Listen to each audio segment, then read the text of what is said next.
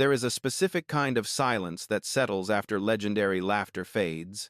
Not the silence of something forgotten, but the kind that lingers when something ends before it's supposed to.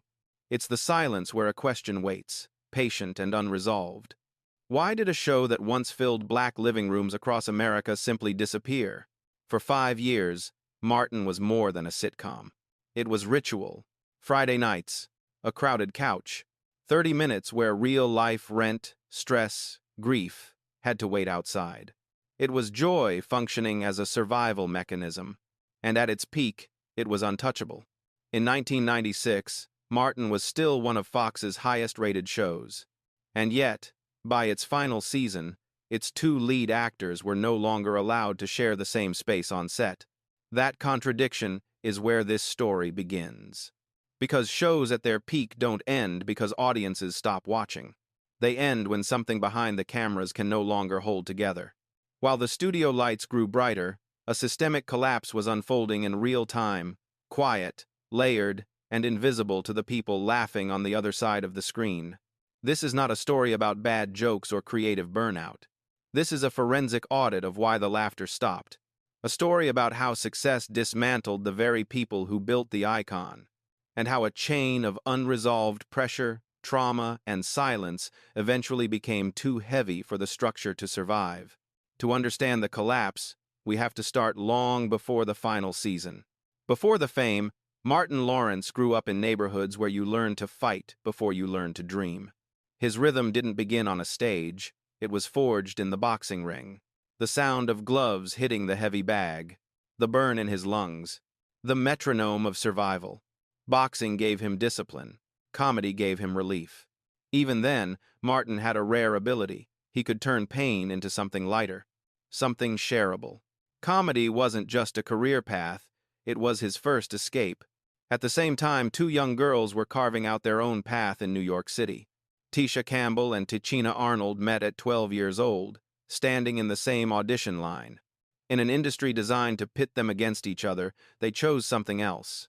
They formed a bond rooted in shared hunger, shared disappointment, and shared belief. By 16, they were singing side by side in Little Shop of Horrors. They weren't stars yet, but they were already sisters. When the pilot for Martin began taking shape in the early 90s, Tisha and Gina were sharing an apartment. Walking onto that set felt like a culmination of everything they had endured together. The early days were filled with discovery. Scripts felt like invitations to play. Laughter came easily, because the stakes felt manageable and the dream felt intact. There were no restraining orders yet. No lawsuits. No split-screen endings. Only young black artists who believed they had finally found a room where they belonged. And that belief, the hope embedded in the foundation of the show, is exactly why the ending cut so deeply. Because before Martin slipped into television history, it carried a storm most people never heard. A storm that fractured friendships, redirected careers, and left scars that still linger decades later. To understand the collapse, we must first understand the architecture of the icon they were building and everything they stood to lose when it began to crack. To understand the collapse of Martin, you have to look at the sheer scale of the icon they were building. In the early 90s, the show didn't just climb the ratings, it rewired the way America laughed. At the center of this shift was a man whose talent functioned like a high-performance engine running at redline, fueled by a volatile mix of raw instinct and a restless, driving energy. The magic of the show's peak wasn't something you could manufacture in a writer's room. It was a lived frequency. When Martin Payne walked into that Detroit apartment, he wasn't just a character. He was a reflection of every young black man trying to balance swagger with vulnerability. Tisha Campbell's Gina provided the essential counterweight, the steady hand that allowed Martin's chaotic energy to soar without burning the house down. Behind the scenes, the cast operated on trust. During the first 2 seasons, rehearsal was less about work and more about discovery. They would often spend hours just riffing, trying to make each other break character, with the crew often forced to wait because the laughter on set was too loud to record. But the real weight of the show lay in Martin's ability to multiply himself. He didn't just play the lead, he built an entire neighborhood. Sheneneh Jenkins, with her razor-sharp tongue, Jerome, the player king frozen in a 1,970 seconds time capsule, Otis, the erratic security guard. These weren't just costumes, they were extensions of Martin himself. Each one allowed him to channel a different side of the Black experience. The data shows that the audience didn't just watch these characters, they adopted them. The catchphrases, "Waz up, you go girl," became social currency nationwide. Martin Lawrence was giving a voice to a culture that had been sanitized for decades. On this set, the humor was raw and unapologetically Black. This was a period of pure instinct, where the lines on the page were often just suggestions. Martin was like a jazz musician, improvising entire scenes that left the writers scrambling to keep up. However, the audit of this success reveals a hidden cost. The more popular these characters became, the more the entire structural load of the production shifted onto Martin's shoulders. He was the star, the producer, and the creative engine for 6 different personalities. To maintain that intensity, he had to stay in a state of constant, high-vibration energy. The boundaries between the characters and the man began to blur. Tisha Campbell and Gina Arnold, the 2 women who anchored the show's emotional heart, began to feel the shift first. It started with small things. In the early days, Martin was the first to apologize if a joke went too far. But by the 3rd season, the environment on set began to register a change in pressure. Martin's improvisations, once a source of joy, started to feel unpredictable. He was staying in character long after the director yelled, "Cut," often walking around the set as Sheneneh or Jerome, refusing to switch off. The forensics of the cast's interaction during this time show the first signs of relational erosion. When you are building something this big, everyone has to be in harmony. But the star was starting to play a different song.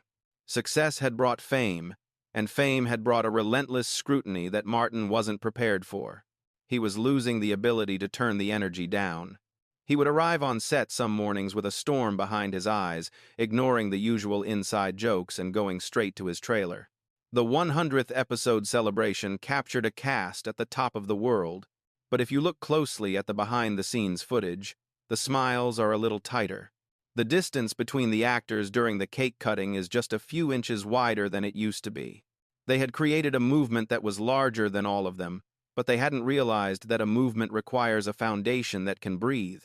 Martin Lawrence was carrying a city on his back, and the weight was becoming unsustainable. The laughter was still loud, but the structural fatigue was setting in. The storm wasn't coming. It was already there, hidden in the bright lights and the applause, waiting for the first crack to appear. Success has a way of magnifying the things we haven't healed. On the set of Martin, as the show reached the stratosphere of pop culture, the instinct period where everything was a joyful riff began to curdle into something far more volatile. The audit of this era reveals a state of atmospheric decay. The same unfiltered access to emotion that made Martin Lawrence a genius was now becoming a weapon he couldn't fully control. The shift didn't happen overnight. It was a slow accumulation of small, unsettling data points.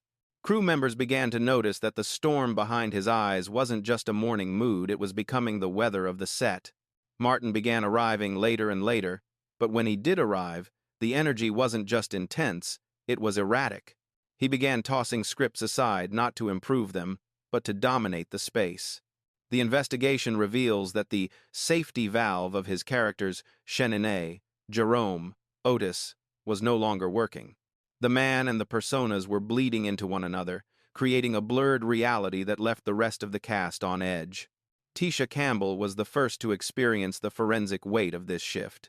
As Gina, her job was to be the steady anchor, the one who could handle Martin's chaos. But off-camera, the partnership was becoming a battlefield. The data shows a pattern of boundary erosion. The inside jokes of Season 1 were replaced by verbal outbursts. Scenes that were supposed to be about love and playfulness were suddenly charged with a real, biting aggression.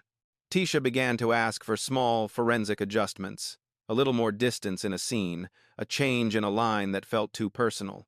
But in the high-pressure cooker of a hit show, these requests were often seen as diva behavior, rather than a plea for safety. The audit of Tisha's experience during the 4th season reveals a woman living in a state of constant vigilance. She was still smiling on Friday nights for millions of viewers, but behind the scenes, she was navigating a workplace that had become a minefield. There were reports of unwanted physical contact and verbal intimidation that left her shaken long after the cameras stopped rolling. The chemistry of instinct that the audience loved had become a cage. Tisha was no longer acting opposite a partner. She was reacting to a force that refused to respect the lines between performance and reality. While the set was fracturing, Martin's world outside the studio was undergoing its own structural collapse. The forensics of his public life during this time show a man drowning in the pressure of his own icon. One afternoon in 1996, the world saw the internal fracture breach the surface in a terrifying way. Martin was found wandering through a busy Los Angeles intersection, shouting at invisible threats, a loaded handgun in his pocket. He was hospitalized for exhaustion and dehydration, but the data suggests something much deeper, a psychological breach. He had carried the city on his back for too long without a foundation to support it. When he returned to the set after the incident, the atmosphere didn't heal, it tightened. The cast and crew were now tiptoeing through the cathedral. There was a silent agreement to keep the cameras moving, to keep the money flowing, even though the structural fatigue had reached a breaking point. Other cast members felt the strain, too. Carl Anthony Payne, who played Cole, found his relationship with Martin deteriorating into a cold silence. Garrett Morris, a veteran who had been a mentor figure, was abruptly written off the show while recovering from a real-life gunshot wound, a move that sent a forensic shockwave through the cast. The investigation concludes that by the end of the fourth season, the joy was a performance, not a reality. The metronome of survival was now a countdown. Tisha Campbell realized that she could no longer sing over the pain. The audit reveals that she began to plan her exit, not because she wanted to leave the hit show, but because the cost of staying had become higher than the value of the dream. The stage was set for the final, legal collapse. The laughter was still being played over the speakers, but the set was a ghost town of ruined friendships and unspoken fear. The forensic static had become a roar. The show that taught America how to love was now a place where the leads couldn't even stand in the same room. The shadows had finally overtaken the light. In January 1997, the forensic static that had been humming behind the scenes finally reached a frequency the world could no longer ignore. Tisha Campbell did the unthinkable. She walked away from the biggest show in Black America and filed a lawsuit against her co-star and the show's producers. This wasn't just a contract dispute. It was a structural breach. The lawsuit contained allegations of sexual harassment, verbal abuse, and physical threats. For the first time, the atmospheric decay of the set was translated into the cold, hard language of legal evidence. The audit of the lawsuit reveals a woman who had reached her breaking point. Tisha described an environment where the instinct period had turned into a regime of terror. She alleged that Martin Lawrence's behavior had become increasingly erratic, involving unwanted touching and outbursts that made it impossible for her to function as an actor. The investigation into this legal data point shows that Tisha wasn't just fighting for herself, she was exposing a culture of silence that had protected the star at the expense of the ensemble. The production was thrown into a state of operational paralysis. HBO Independent Productions and the Fox network were faced with a forensic nightmare. Their lead actress refused to be in the same room as the man whose name was on the show. The industry waited to see if the cathedral would be leveled. But in Hollywood, the economic metronome rarely stops for human trauma. A settlement was eventually reached, but it came with a condition that remains one of the most bizarre chapters in television history. Tisha agreed to return for the final episodes of Season 5, but on one condition. She and Martin Lawrence were never to be on set at the same time. This led to the birth of what we now call the split-screen reality. The audit of the final episodes of Martin is a painful study in technical deception.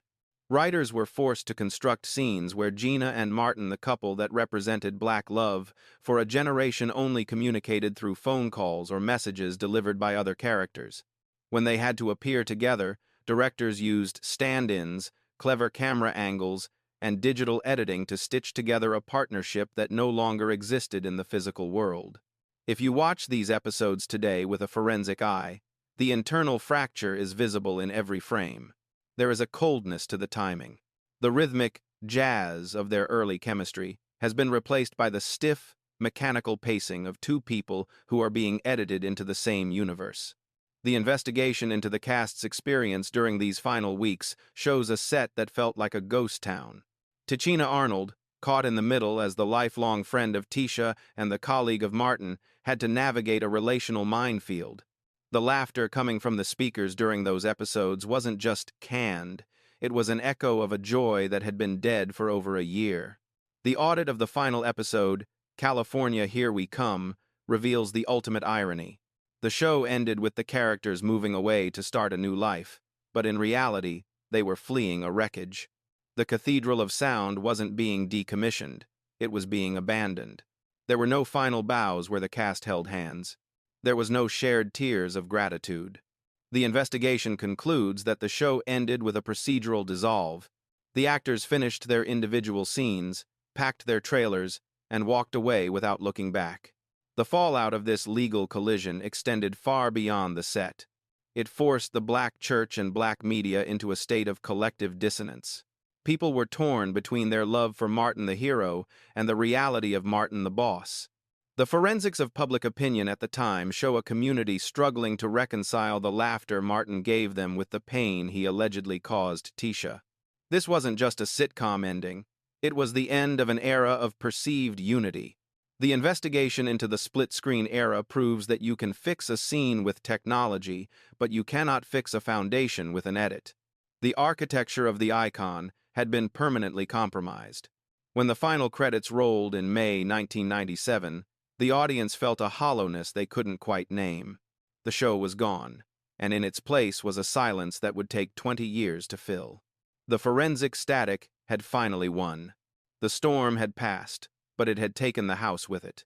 When the Cathedral of Sound finally collapsed in 1997, the debris didn't stay within the walls of the Fox network. It rained down on every household that had treated the show as a ritual.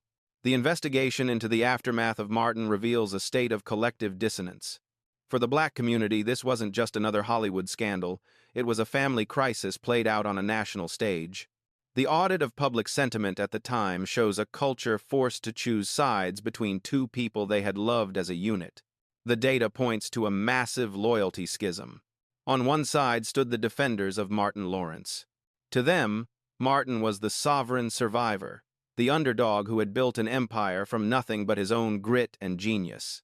In the forensics of the 1,990 seconds, black men in power were often viewed through a lens of protect at all costs. There was a deep-seated fear that the downfall of a black icon like Martin was another victory for a system designed to see him fail. For this group, the lawsuit wasn't just a legal filing, it was a betrayal of the movement. They looked at Martin's public internal fractures, his breakdown in the intersection, his erratic behavior, and saw a man who needed protection and grace, not a lawsuit. On the other side of the canyon stood those who looked at Tisha Campbell and saw a forensic mirror of their own workplace traumas. This group, largely made up of women and a younger generation of thinkers, argued that black love on screen could not be used as a shield for abuse off-screen. They recognized the courage it took for a lead actress to walk away from a multi-million-dollar contract in the prime of her career. The audit of this perspective shows a community beginning to grapple with a difficult truth, that the architecture of the icon had been built on a foundation of silence. They refused to accept that Tisha's safety was an acceptable sacrifice for the sake of the culture's laughter. The investigation into this divide reveals how Martin became a forensic warning for the industry. Hollywood paid attention, but not necessarily for the right reasons. Behind closed doors, the show became a case study in risk management.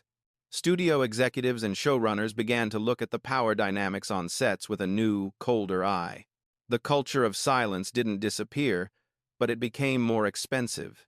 The audit concludes that Martin was the precursor to a conversation about set safety and the accountability of the A-list star that wouldn't fully bloom for another 20 years. For the cast members caught in the middle, the aftershock was a state of relational limbo. Tichina Arnold, who had been Tisha's sister-in-arms since they were 12, found herself in the most impossible forensic position. She remained on the show to fulfill her contract while her best friend was in a legal war with her boss. The investigation into Tichina's role reveals a woman performing a daily act of diplomatic survival. She was the last bridge standing in a house that had already burned down. The data shows that after the show ended, the cast scattered into different orbits. The rhythm of Detroit had been broken, and the individual musicians were left to find their own melodies in a world that would always associate them with a broken legacy. The audit of the show's reruns during the late 90s and early 2000s shows a strange phenomenon. The ratings remained high. Even as the split-screen reality became common knowledge, the audience couldn't stop watching. This reveals a forensic paradox in the viewer's mind. People learned to silo the joy from the pain. They watched the early seasons to remember the hope, and they watched the later seasons with a sense of mourning. The show had become a haunted house filled with the ghosts of a chemistry that was too perfect to last and too damaged to save. The investigation concludes that the cultural aftershock of Martin was the death of innocence for the sitcom era.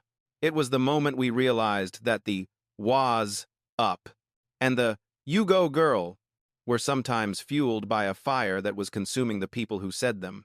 The forensic static that won in 1997 didn't just end a show, it changed the way we consumed black art.